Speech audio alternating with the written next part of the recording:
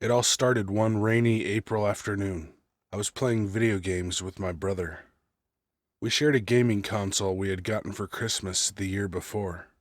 We were playing a popular fighting game, the original of what would become a long-running series. And as usual, Matthew was kicking my ass with his favorite character, one which had been his one and only choice ever since we first played it. Over time, I began to get frustrated with him, or more so my own lack of ability to beat him. He had beaten me every single time, and my frustration had reached a boiling point. I got so angry that I unplugged and threw my controller directly at his face, smashing his left eye. I froze cold as he cried out in pain. Tears and blood gushed from his face, like an asymmetrical water fountain that flowed clear on one side and red on the other. Our mother ran in to see what the problem was, and let out a loud shriek when she saw Matthew's bloody face. She yelled at me and slapped me, knocking me to the floor. I watched, tears falling from my eyes now, as she picked him up and rushed him out the door, putting him in the back seat of the car, and proceeding to speed away to the hospital. My father sent me to my room, smacking me on the back of my head as I ran off. I laid in my bed crying, waiting for them to come home until the phone rang. My father answered, and after a little while I heard him begin to sob. I went to see what was wrong, and he was just sitting on the floor, the phone dangling from its cord on the wall. His face was buried into his hands as he wailed so loud that it shook my bones. My mother had been in such a panic to get Matthew to the hospital before he lost his eye that she ended up causing a horrible car accident that killed Matthew instantly. Many people from other cars involved in the wreck lost their lives as well. She suffered many broken bones and a concussion, but managed to survive. It was all my fault. If I had not thrown that controller, if I had not reacted like a whiny, spoiled brat, Matthew never would have gotten hurt. Our mother never would have panicked, never would have wrecked the car, and Matthew would still be alive. Mother would have never been sentenced to prison for the deaths of those innocent souls. My father would have not sent me away to live with my aunt because he couldn't stomach to look at me anymore. Years passed, and I became a pariah in my family. Nobody wanted anything to do with me, and my aunt barely tolerated me. That didn't stop me from living my life, however. I continued to go to school, even got a scholarship to a prestigious college. My interest in video games, however, died with my brother. In my mid-20s, the company I worked for gave away incentives to their employees during the holiday season for perfect attendance, good performance, etc. My name was entered into a raffle to receive a mystery prize, and to my surprise, I won the latest popular video game console. It instantly reminded me of Matthew, and at first I wanted nothing to do with it, but I took it anyway. By this point, I was married and had a son, so I decided I would give it to him as a Christmas present. No point in wasting such an expensive piece of technology, right? My son loved it, and even convinced me to play with him. Eventually, my enjoyment of gaming came back, and I decided it was time to move on from the past and enjoy the future with my son. We played together so much, it became a major bonding tool for us. Eventually, I bought a console for myself and set it up in my bedroom for some late-night gaming while he and my wife slept. I began to play it for a couple hours every night and eventually discovered online gaming. I created an account and found a game that I at first hesitated at when I saw it. It was the latest installment of the video game that Matthew and I played as children. I decided to buy it and play online. As expected, I was no good at it at first. Many other players were significantly better than I was. After a while, however, I began to improve my skills and became a decent player. One day, I got a friend request from an online stranger. The gamertag was BroMatt0493. I stared for a moment. Sure, it could have been some guy named Matt, but it was the 0493 that froze me. Matthew died in April in 1993, so this was just bizarre to me. Eventually, I chalked it up to coincidence and thought, why not? I accepted the friend request, and we started our first match. Of course, Bromat0493 chose to play as the same character that Matthew would play, and even kicked my ass just like Matthew would. Again, I assumed this was just coincidence.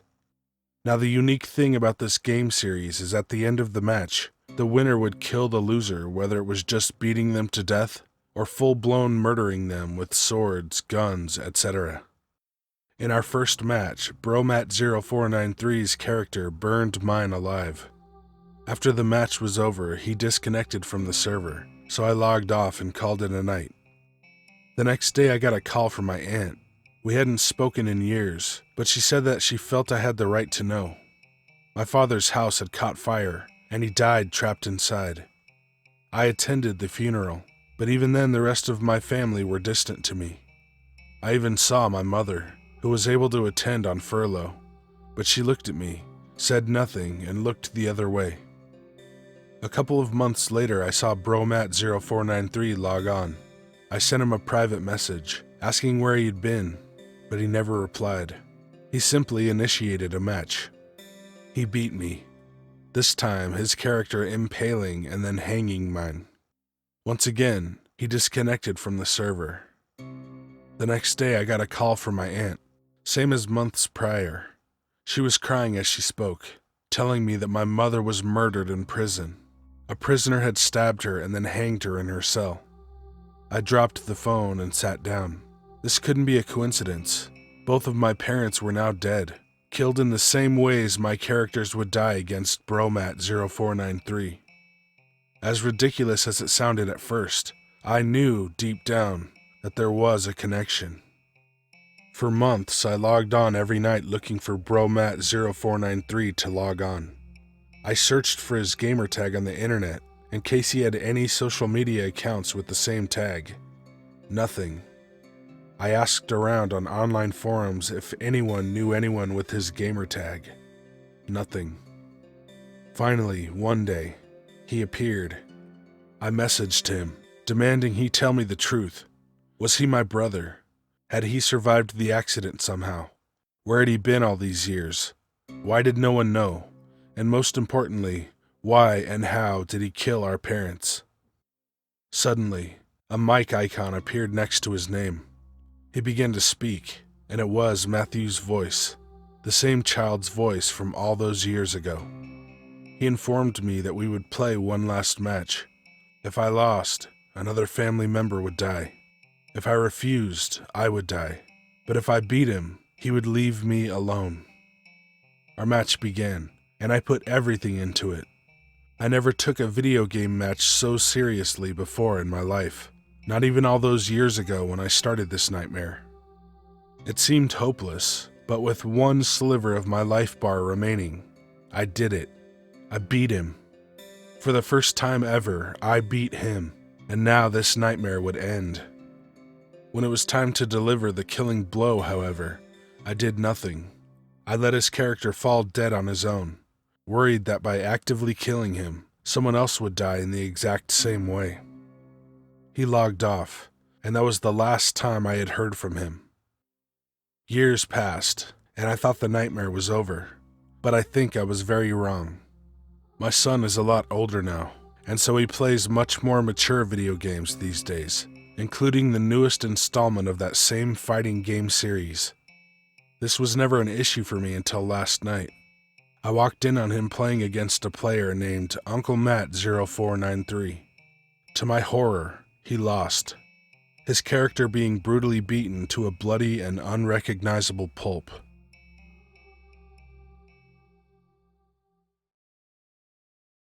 Hey guys and ladies, thanks for watching. Send your story or creepypasta to the email in the description. My shirts, Patreon, Twitter, and Instagram are down there too. They didn't actually say it in the story, but I'm pretty sure that the game they kept bringing up was Mortal Kombat. And I'll never forget being at the arcade and seeing a fatality for the first time. It blew my mind.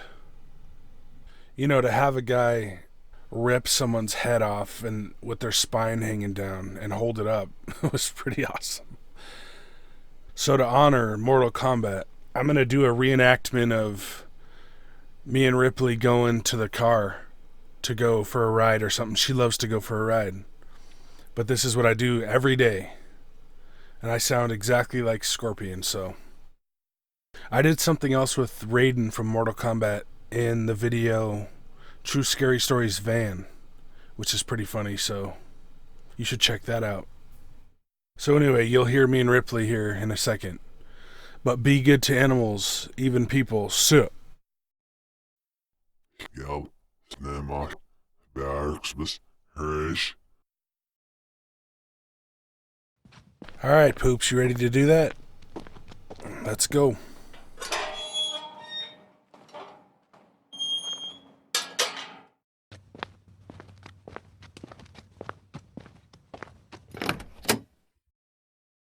Come on.